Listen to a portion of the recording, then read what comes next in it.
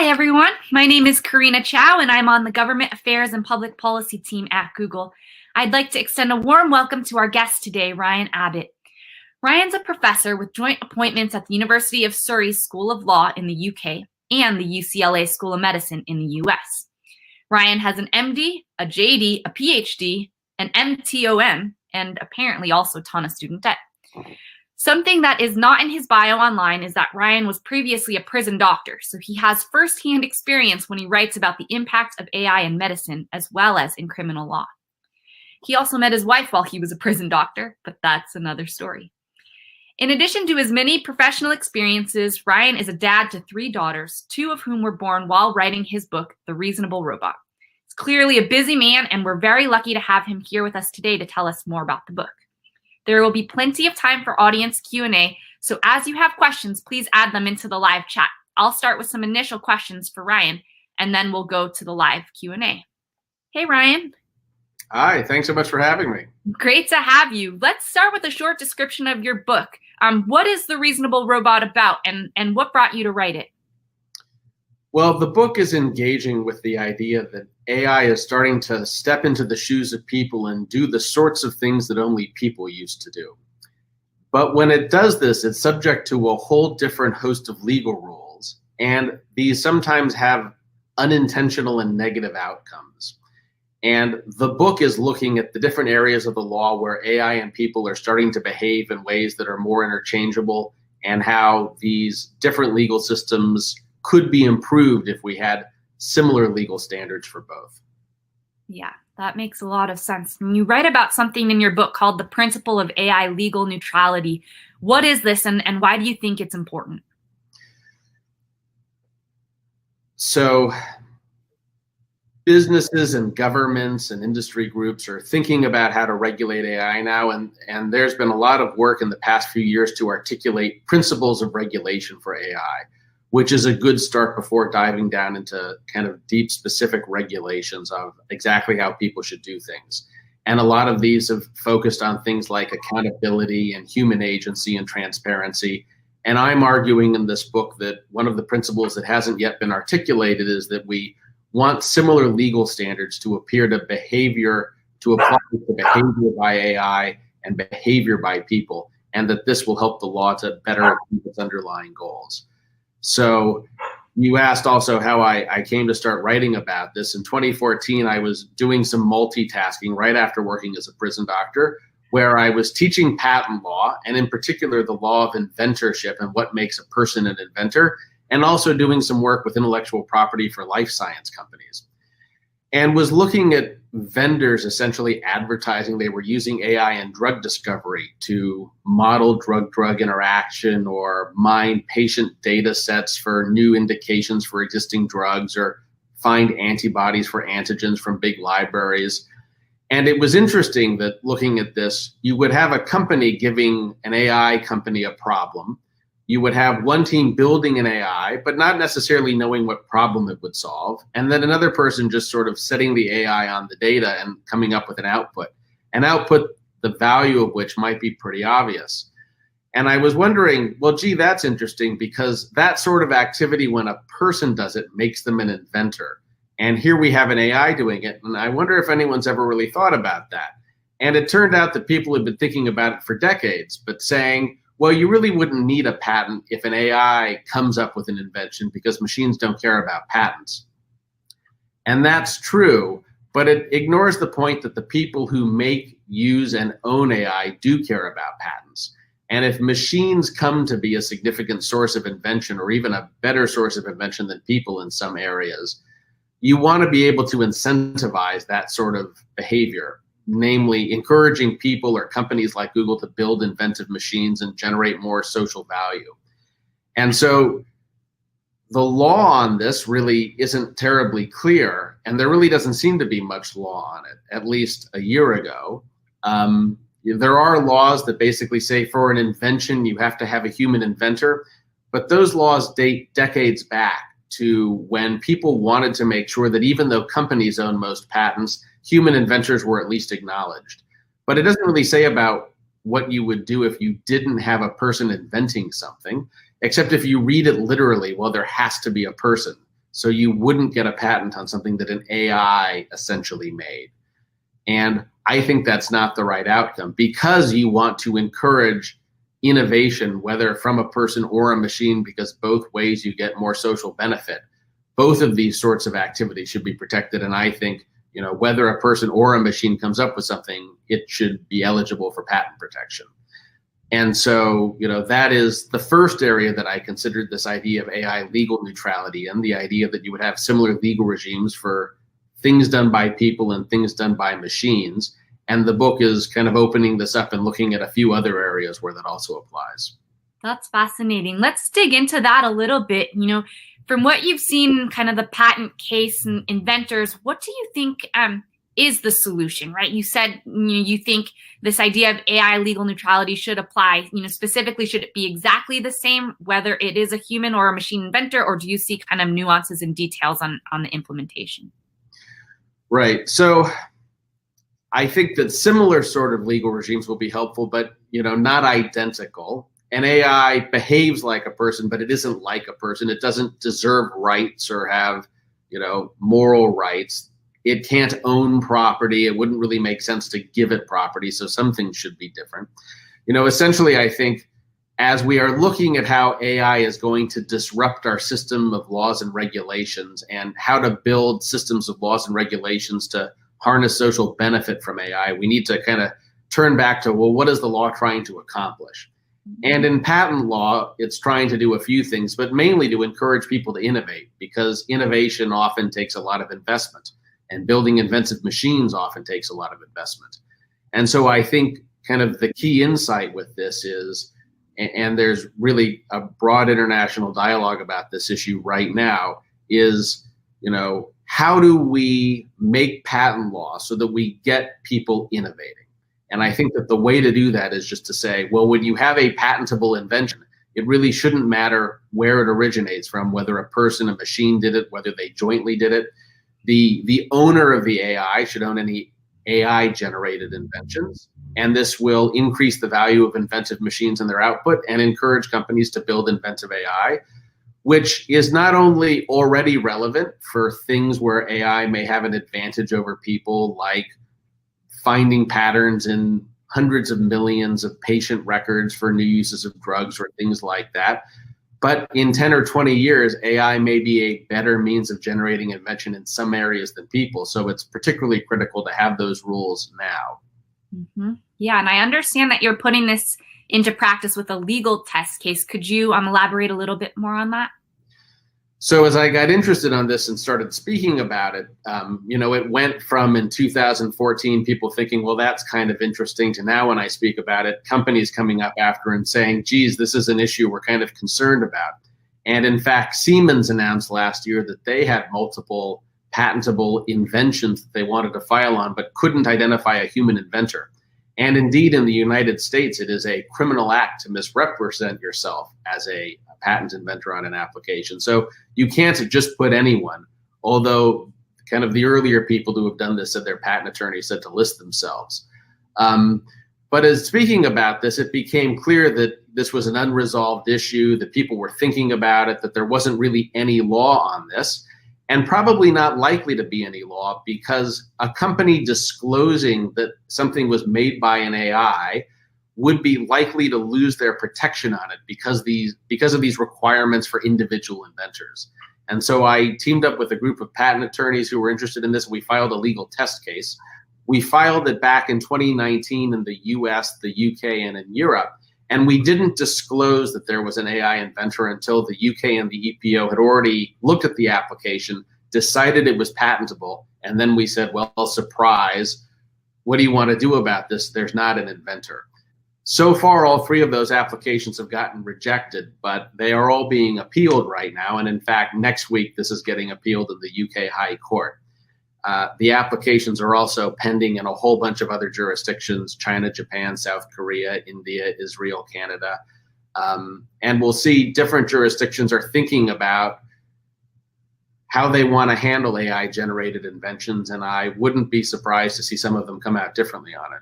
Interesting. For the three rejections, did they give the same answers? answers for why, or kind of is there like a variety of thought? Well, they were all rejected for procedural reasons, because when you submit an application, you have to disclose an inventor, or in the UK and the EPO, you get 18 months to disclose an inventor. And we didn't disclose one, or we did disclose one. We disclosed the machine as the inventor.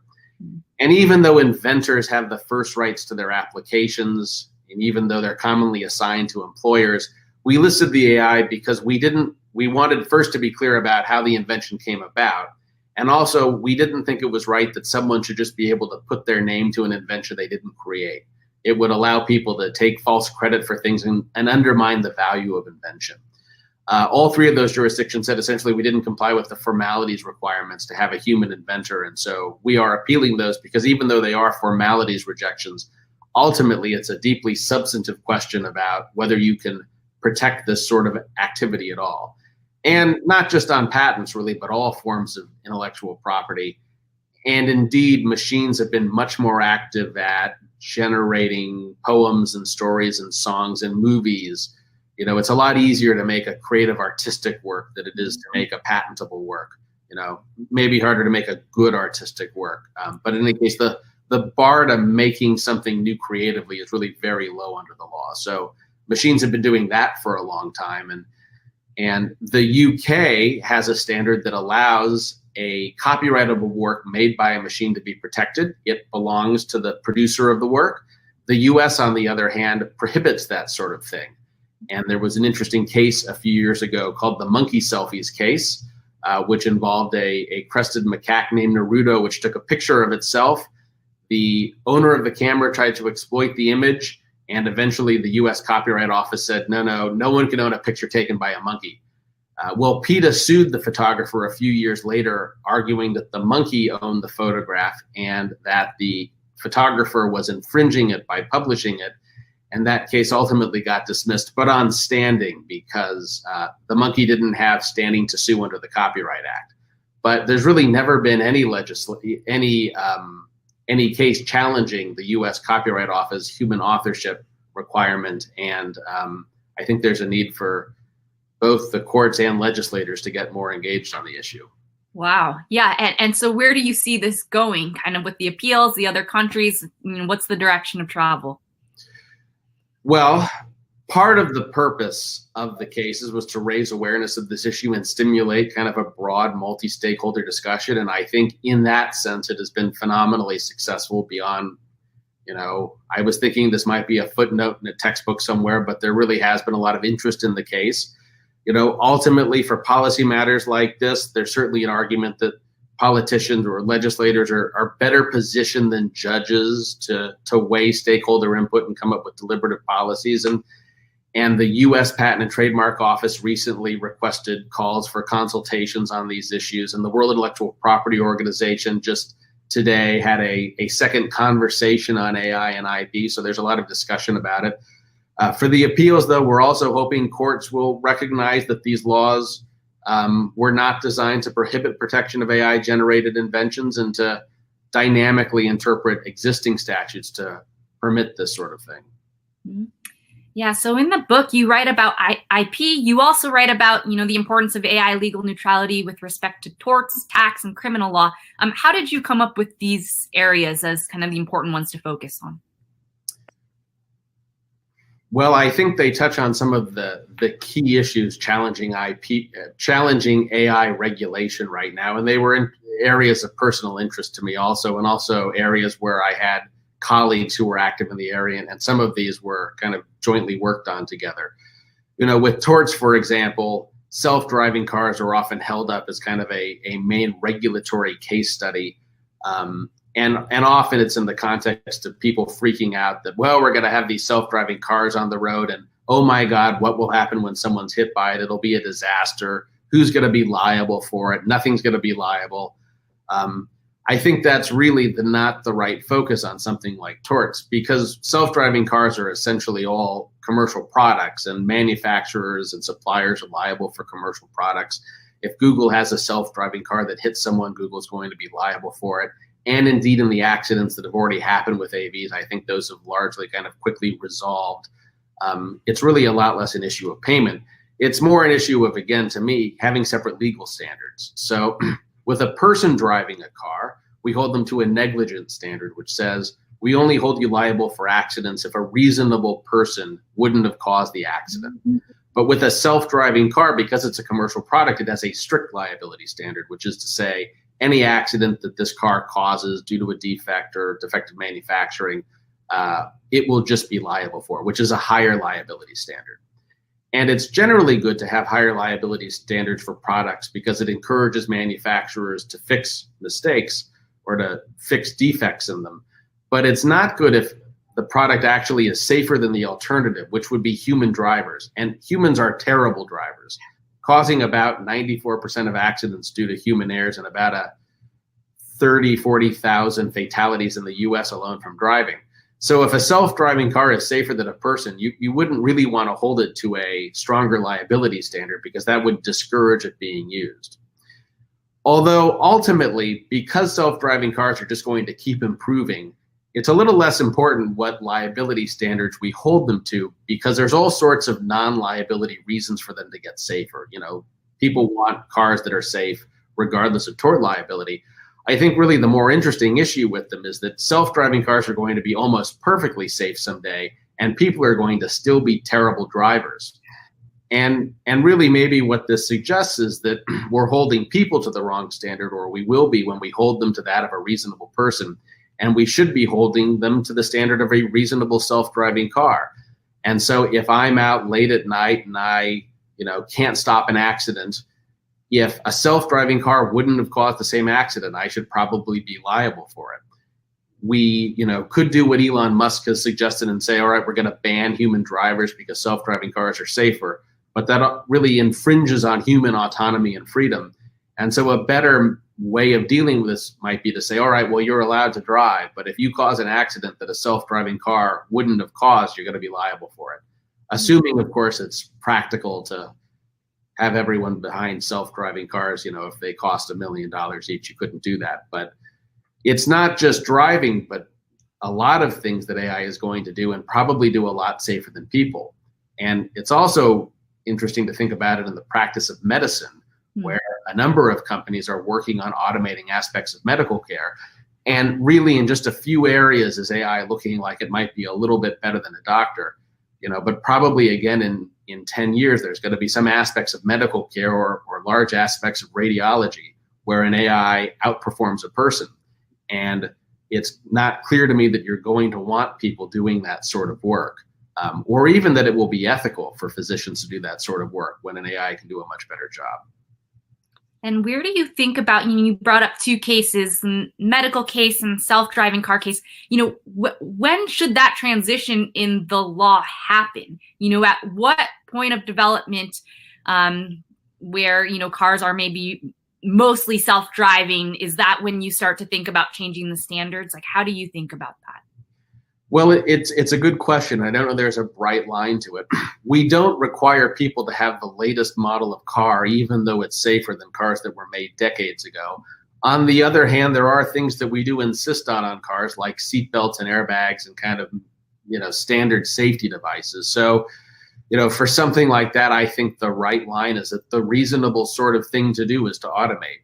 If self-driving cars are not within the financial means of an average person, or it's not reasonable for someone to acquire a self-driving car, there's not enough of them, you couldn't hold someone to that. But a lot of standards under the law do not have these hard and fast rules like it has to cost less than $20,000. It bases the standards on norms of human behavior like reasonableness.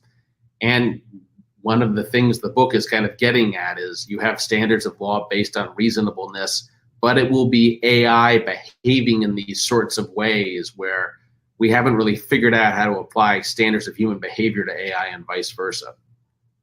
So things that we've seen kind of happen often in this technology development cycle is, technology will continue to move and advance, and policies and law and frameworks tend to be kind of lagging behind in terms of development. What are your thoughts around kind of, the AI legal neutrality as it applies to torts? Do you think that is going to be able to be something, that societies can get in time for developments, or do you see this kind of as an important thing to address, but it'll likely happen kind of a bit behind schedule? Well, whether it actually happens or not is a whole nother question, but it is certainly something that people could decide to address now, and something that I think both industry and government have to really be proactive about, because on the one hand, there's a sense that regulators and legislators don't really know what they're talking about. You should just kind of let industry do its thing. It'll mostly take care of itself.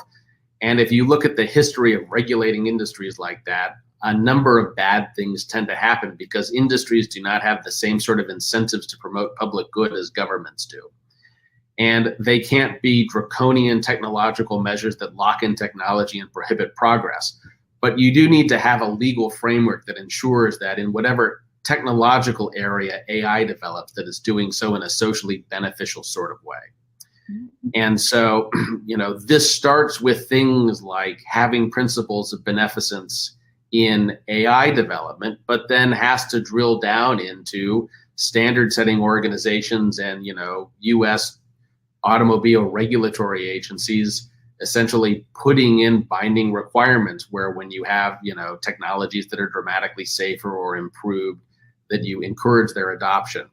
Or, and it's not just safety, it's all sorts of things, lots of concerns about privacy, for example. And you've seen in the past few years that after, for a long time taking a hands-off approach, both Europe and, say, California have really led the way in promoting protections for consumer privacy, because every business is not going to be a good actor, and the law is really needed to set some minimal standards of behavior.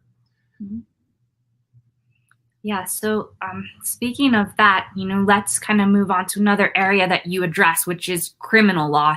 How do you think AI legal neutrality should apply? Why should it apply to criminal law?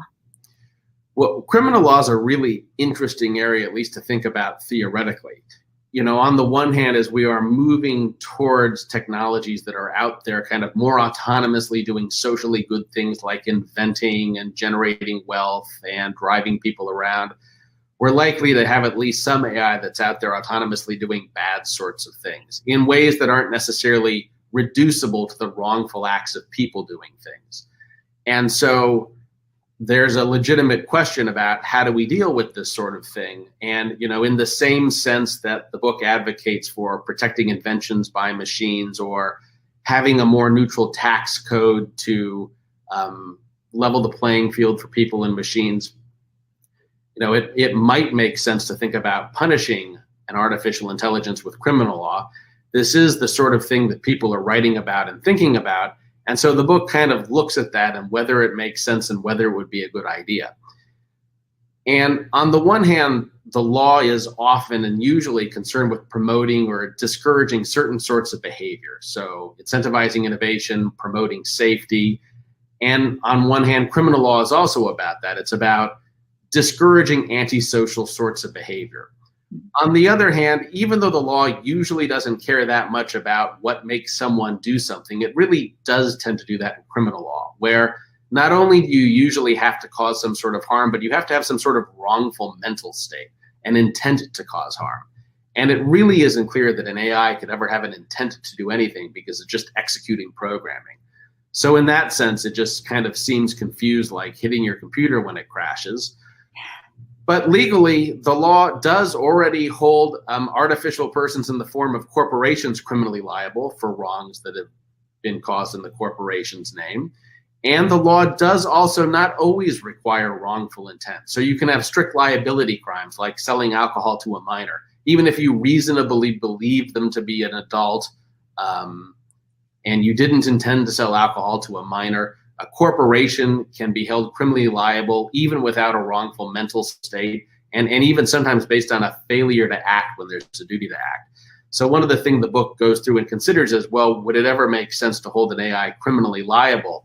And is there some sort of analogy to a mental state that could coherently apply to an AI? And one of the things the book argues is that, well, you could have some benefits from criminal punishment of AI, both if this had an impact on the behavior of people making, using, and owning AI, because it would result in the destruction of an AI or a fine levied against them. victims of AI crime would see their rights vindicated. On the other hand, it would be a pretty dramatic legal shift. And even though one could theoretically do it, there doesn't seem to be a whole lot of good reason to do it when there's probably better solutions to this sort of thing, like holding people civilly liable for irresponsibly making AI, or to the extent that you really can't associate AI behavior with a person, maybe a mandatory insurance scheme like a tax on AI that provides a victim compensation fund for when there's AI out running over people on purpose. So even though the book advocates in tending not to distinguish between AI and human behavior, criminal law tends to come out a bit differently than that. But perhaps 10 or 20 years in the future, when we have really bad AI, we'll have to take another look at that. Fascinating. You talked a little bit about kind of, ensuring the benefits of AI are shared by all. And I will say that's something that, we have a lot of discussions about, how do you make sure that with all of these advances that are coming out, almost all of society or all of society is really able to gain those benefits rather than just a small fraction. So you write a little bit about that in your book as well, with respect to AI legal neutrality and taxes, distribution of wealth. What does a better tax system look like in this new world with automation? Well, I think that's a great question. And I think AI poses some really interesting challenges to tax that people haven't really thought about. And Bill Gates suggested a few years ago, we ought to tax robots to slow down innovation, to reduce social disruption. And I think there's a whole nother better reason to do it, which is that AI and people can do the same sorts of things now, but are subject to different tax rules about this. So a cashier at McDonald's and an automated teller both more or less are doing the same sort of thing, but McDonald's and the employee both have to pay payroll taxes. So McDonald's has to pay an extra, 10-something%, depending on the country that they're in, to have a human being do the same job as a machine. And what that does is you have tax policy driving this time automation, because reducing employees and including machines is going to reduce a company's tax liability. So you have a kind of artificially unlevel playing field from taxes. And the other kind of critical, surprising things the tax law does is automation reduces tax revenue.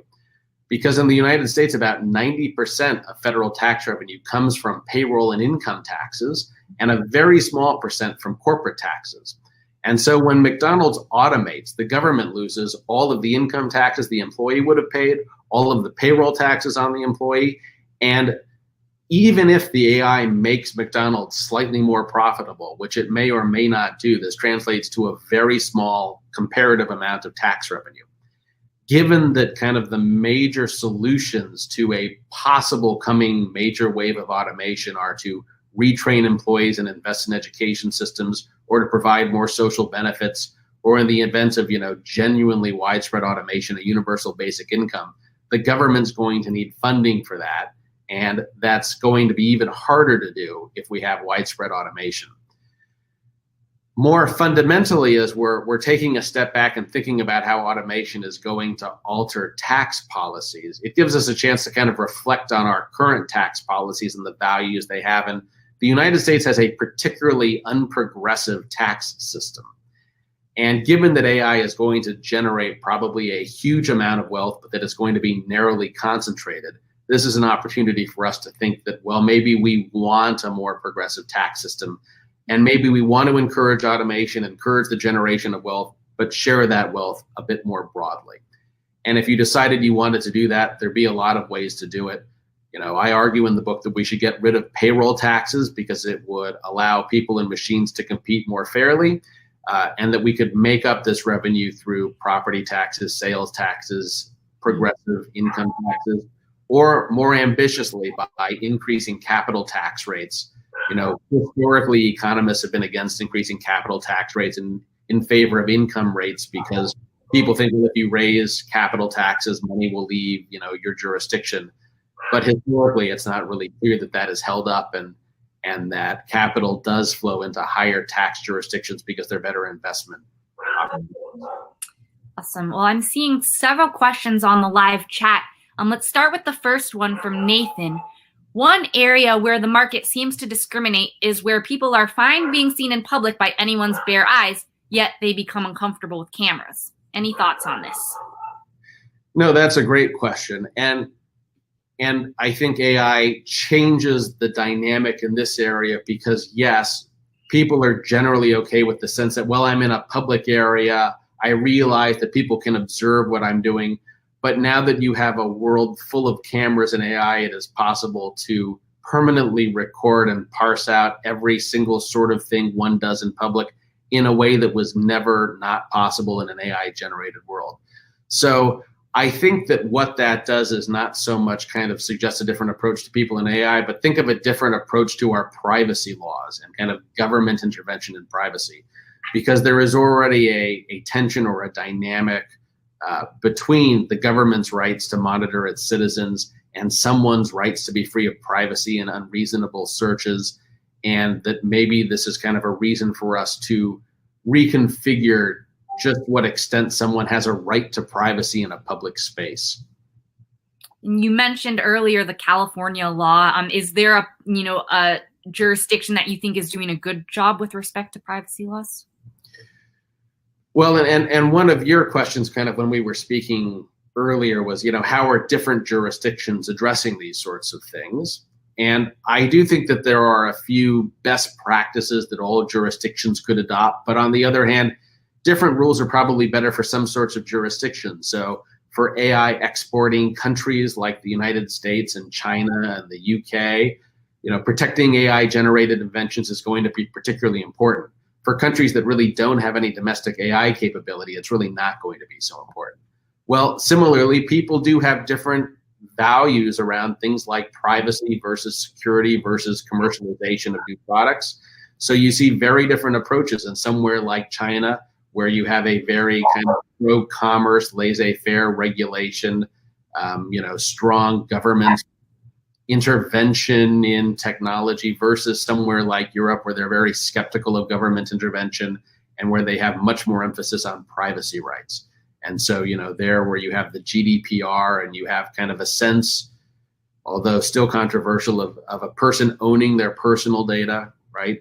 I don't know that there's necessarily a absolutist right or wrong to that, but I think that you do see different communities wanting their own rules that reflect their values on these underlying issues. Yep. Next question is from Josh.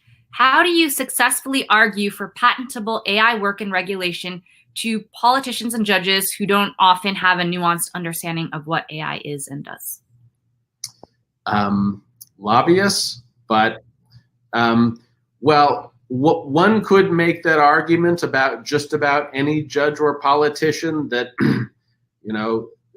they don't understand complex technical areas as well as engineers and industry does. And so I think kind of there's two answers to it. One is that this is why it's important to have multi-stakeholder dialogue, and why I think it's good that the USPTO and WIPO are doing what they're doing, because government certainly doesn't know everything. Industry certainly doesn't know everything. There's critical input needed from nonprofits and from individual consumers and from groups on the other end of things. And, it is a iterative and educational process. And,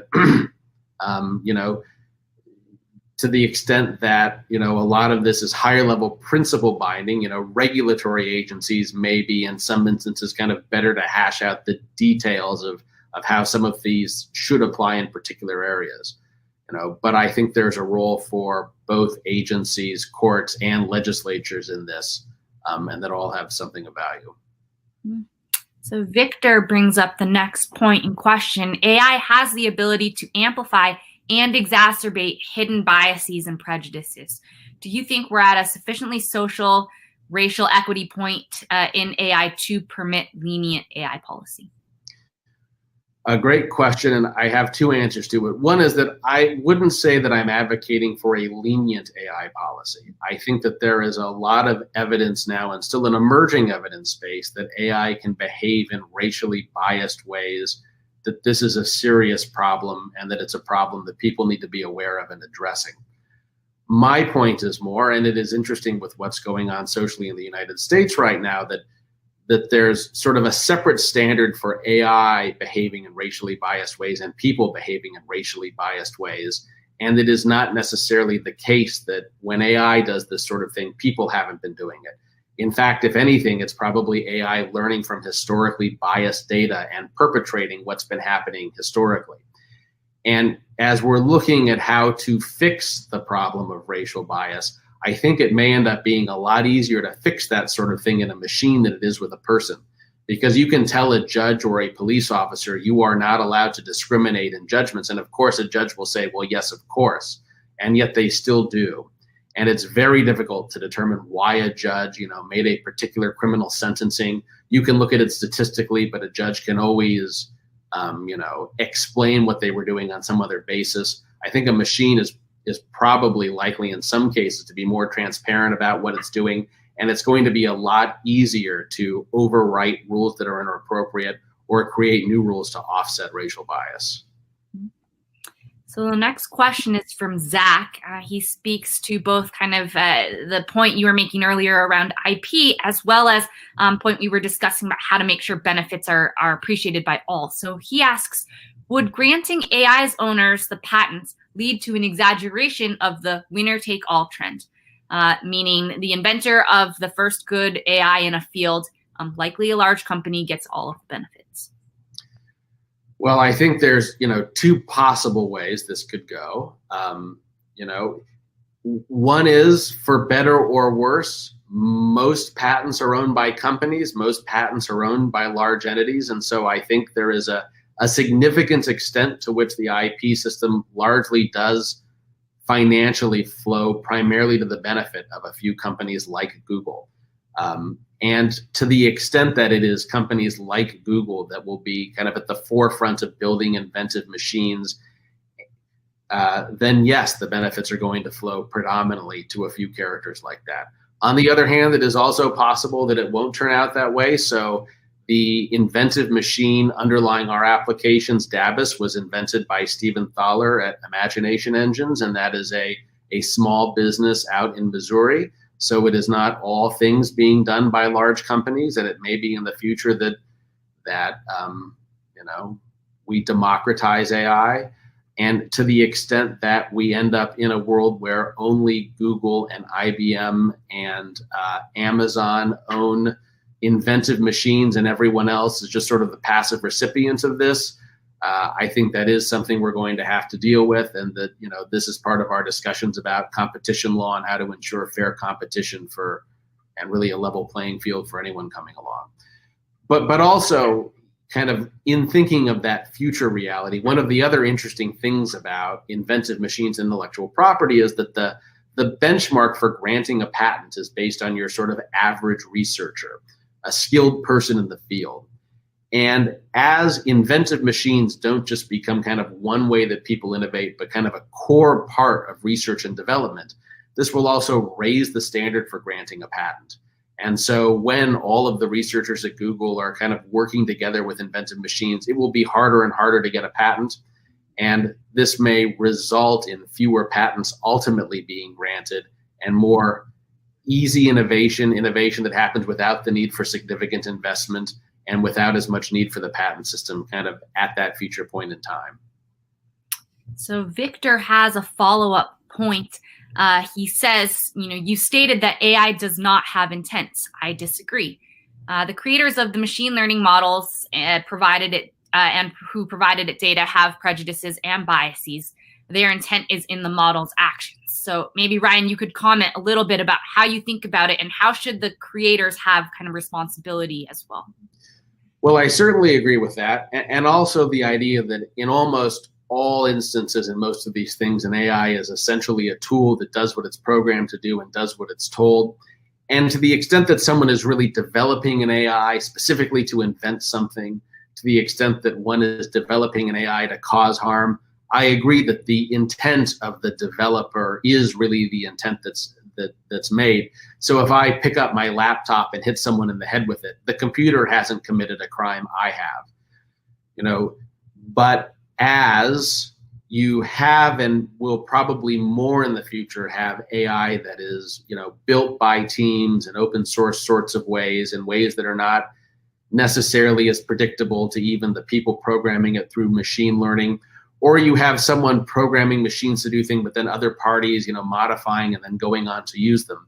I think it will not always be the case that you have someone whose intent is directly transferable to what a machine is doing.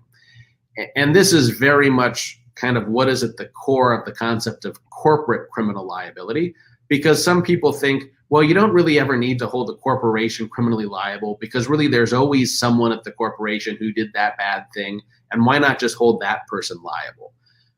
But many criminal law theorists think that, well, no, when you get into a corporation and you have an organizational structure, it's not always possible to look back and say, no, the corporation's bad thing was really this one bad thing this person did. There's groupthink, there's kind of synergistically small bad things that people do.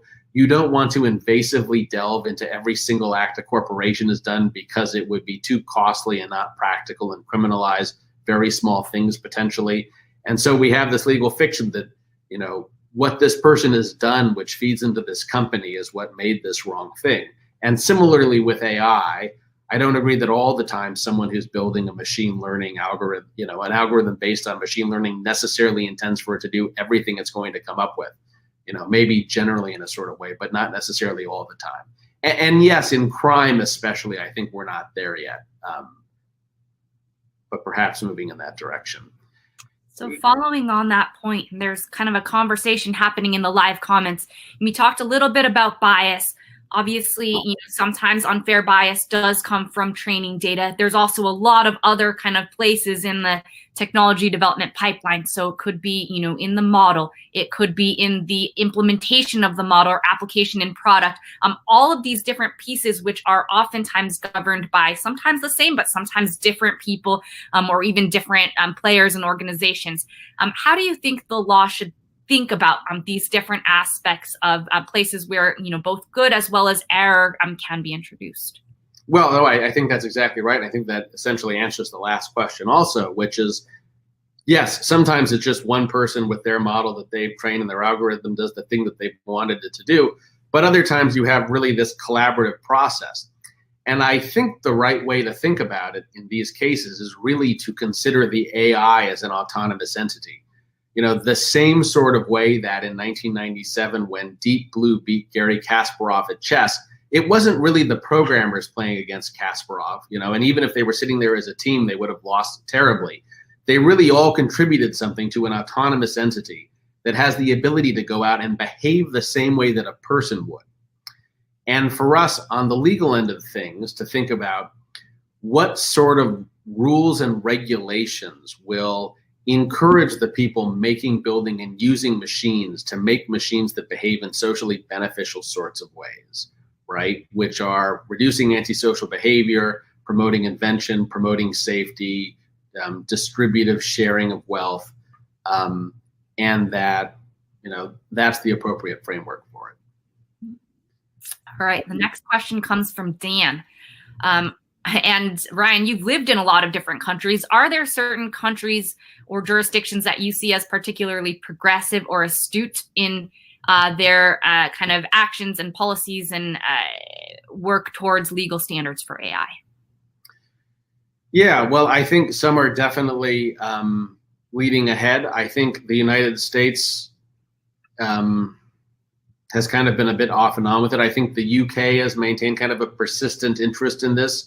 So, development of AI and of legal standards and of ethical standards are a key part of, government initiatives in the UK. The government is kind of providing substantial support through the Alan Turing Institute and through other, government or semi-governmental organizations to work on these issues. They promoted stakeholder dialogue. They've had consultative processes with their legislators.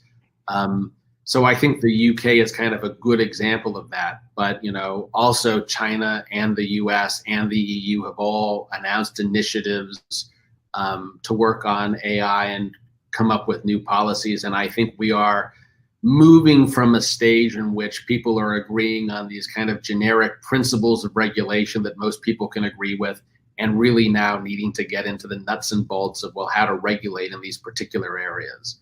And I haven't seen a lot of jurisdictions that have really taken the lead on that. But I do think that the UK has had some kind of very good steps so far in developing principles and legislative buy-in. Awesome. Next question from Zach. Do you think that AIs will have a significant role to play themselves in creating or writing new legislation and legal frameworks? Probably only drafting templates for which people work off at this stage. But moving forward further in time, these are harder sorts of activities for AI, obviously, to think in more open sorts of ways and develop strategies. But it may well be in the future that, an AI does a better job of analyzing social problems and generating appropriate strategies for it. In the sense that technological optimists think that we're headed for artificial general intelligence and that AI is going to be able to do anything a person could do intellectually, and then, shortly thereafter do a much better job than anyone could do thinking about it. You might want AI in a position of making policy, or certainly at least suggesting policy. That's one of the scarier areas of thinking about taking people out of the loop. It's a lot easier to think about taking someone out of the loop when they're driving a car or probably even practicing medicine than when you are, making life or death decisions in the military or, passing criminal judgments or setting policy. But a couple of years ago, I think that there was a poll in the UK that said that, close to a majority of the UK public would be happy to have an AI running the country, which I think is a very scary poll considering the state of AI at the current time, and really speaks to a lack of general confidence in legislators. So I'm not entirely sure what to make of the poll, but certainly in the future, at least coming up with suggested strategies and working on it, at least in the short term in an augmented sort of way with people. So on that idea of kind of where AI is and maybe where it's heading, MJ asks a question: can you speak to how, if at all, legal assumptions and goals might change as AI moves towards superintelligence? Well, I think it changes very dramatically, and that is one of the things the book considers, right? If you have an AI that can do really anything a person can do intellectually and then quickly becomes much better than a person, well, there's really not going to be that much for people to do. And maybe there will be some roles that we really just want to say, we don't want a machine, we don't want killer robots, we don't want robot judges, we don't want robot politicians. But there's only so many judges and politicians and soldiers in the world. And that means for the rest of us, like law professors and lawyers, that is really going to dramatically change society and the laws that govern it. And some people think about this as kind of a dysphoric future in which people have lost all meaning and don't know what to do with themselves. I think that this is something that the law does want to encourage because it's going to result in a lot of social good. If we can make AI that is going to do a better job of practicing medicine than a doctor, that is something that will be good for patients and ultimately something that will be good for human doctors, because if you were practicing then, it would no longer be to help people. It would just be to get in the way of an AI that could do a better job. And that really isn't kind of an appropriate way to find meaning. So, it may change the way that people think about finding meaning in what they do in their life. And, ultimately in a way that results in us having a nearly unlimited amount of wealth and, much better health and, hopefully a much fairer distributive system. And I think that the role of the law in that should be to encourage development of AI taking over in these sorts of areas when it does a better job than people to provide for more social welfare. All right. Next question is from Priscilla. If AI should be given patents, why isn't a microscope credited with finding microbes? You can say that the programmers of Deep Blue can't play chess, but microbiologists could never work on their own. Right. And well, to be clear, I don't think the AI should get a patent, but the owner of the AI should get a patent. And I think that this is the distinction between an AI being a tool and an AI being autonomous. And this is both an interesting legal and philosophical question about what autonomy is and what it means to be an inventor. But to invent something, it isn't necessarily the case that it isn't the case that you would have to have an AI that's artificial general intelligence or an AI that thinks like a person. All that you would really necessarily have to have is a patentable output without a human being who met the test of inventorship. I mean, that would be an AI-generated invention. And a tool would never do that. You could not have a microscope that would by itself analyze data, promote patentable output, and identify the value of the output. Now, there are inventions that no one really invents, that they just discover. So Alexander Fleming, famously discovered penicillin from, looking at bacterial cultures and having an insight on it. And sometimes, inventions are where they're waiting for people to discover them, but it still requires inventive skill on the part of a person. And so if I'm an insurance company and I, have DeepMind come in, look at 500 million patient records and say, hey, look, Viagra also treats male pattern hair loss.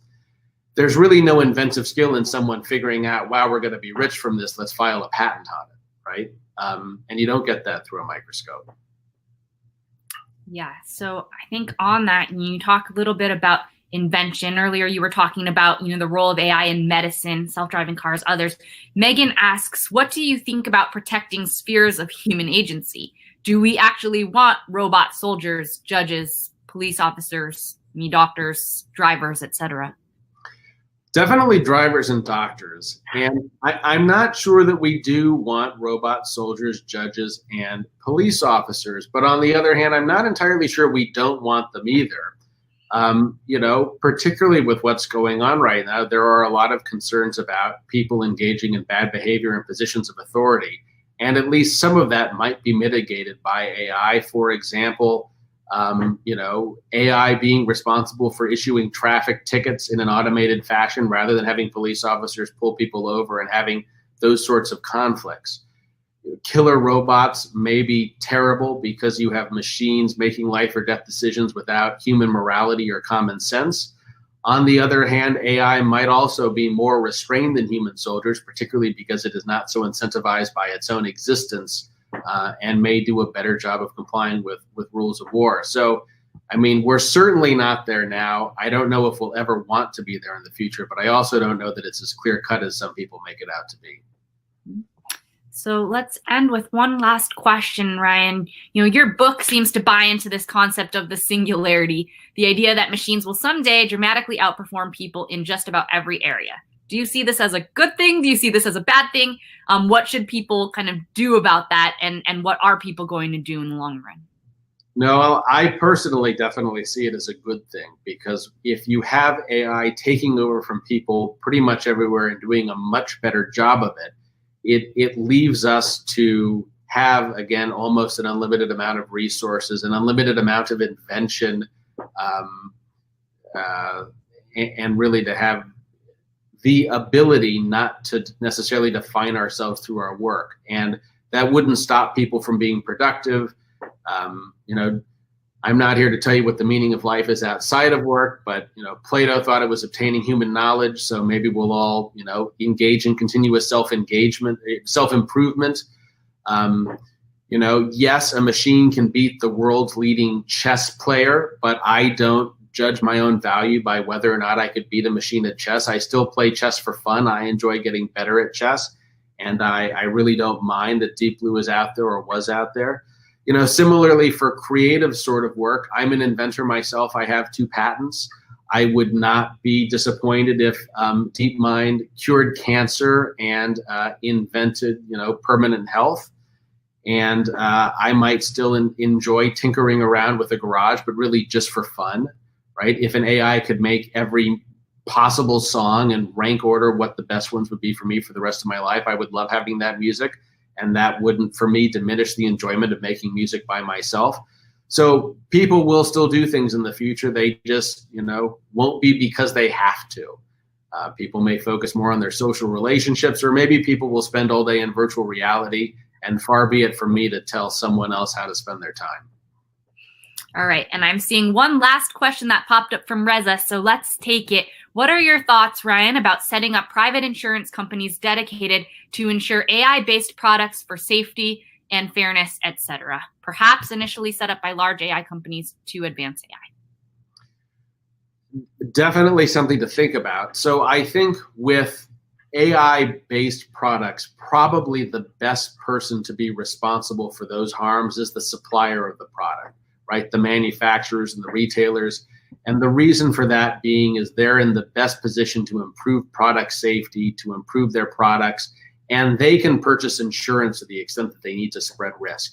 I think something like an insurance scheme like that works best when you have something like the idea of autonomous AI going out and causing harm where you can't closely tie it back to a manufacturer, but where the social benefits of that dramatically outstrip the costs. So for things like vaccines, these have overwhelming public health benefits. On the other hand, they do sometimes cause negative effects, and manufacturers really aren't allowed to change vaccine formulations.